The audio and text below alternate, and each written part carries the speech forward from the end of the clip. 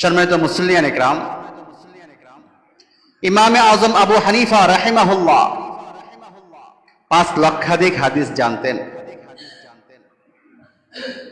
ইমাম বুখারী রাহিমাহুল্লাহ 3 লক্ষাধিক হাদিস জানতেন। বিষয়গুলো হচ্ছে, আসলেই তো হাদিসের সংখ্যা এতগুলো নয়। সর্বসাকল্যে সর্বোচ্চ বিশুদ্ধ হাদিসগুলো যদি খোঁজা হয় 10-12 হাজারের মতো পাওয়া যাবে। কেউ 25,000 বলেছেন, কম বেশি। এবং সর্বমোট সহিহ লিজাতিহি গায়রিহি, হাসান হাসান লিজাতিহি গায়রিহি সহকারে, দুর্বল হাদিসগুলো সহকারে সব মিলায় 50-55 হাজারের মতো হাদিস পাওয়া যায়। তাহলে রাসূলুল্লাহ সাল্লাল্লাহু আলাইহি ওয়াসাল্লামের তামাম জীবনের মোট হাদিস সংখ্যা যদি 50-55 হাজার হয়, তাহলে ইমামে আজম নুমান ইবনে সাবিত আবু হানিফা রাহিমাহুল্লাহ 5 লক্ষাধিক হাদিস জানলেন কি করে?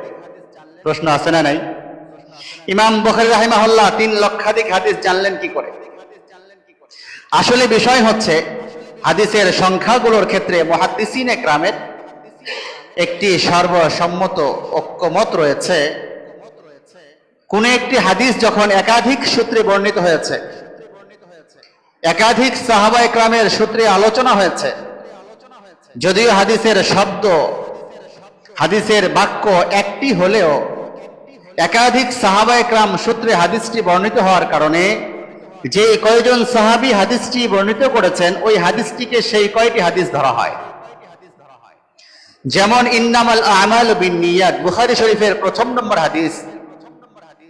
এই হাদিস আলোচনা করেছেন, বর্ণনা করেছেন প্রায় 5 শতাধিক সাহাবা। তো সেই হিসাবে যদিও হাদিস একটি, কিন্তু বর্ণনা করেছেন, বর্ণিত হয়েছে 5 শতাধিক সাহাবায়ে কেরাম থেকে। এজন্য সংখ্যা হিসাব করতে গিয়ে এই হাদিসটিকে 500-র অধিক হাদিস ধরা হয়ে থাকে।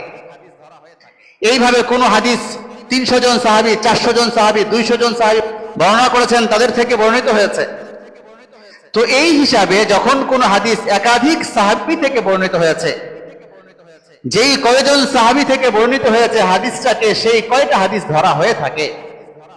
এই হিসাবেই মূলত 3 লক্ষ, 4 লক্ষ, 5 লক্ষ হাদিস বলা হয়ে থাকে।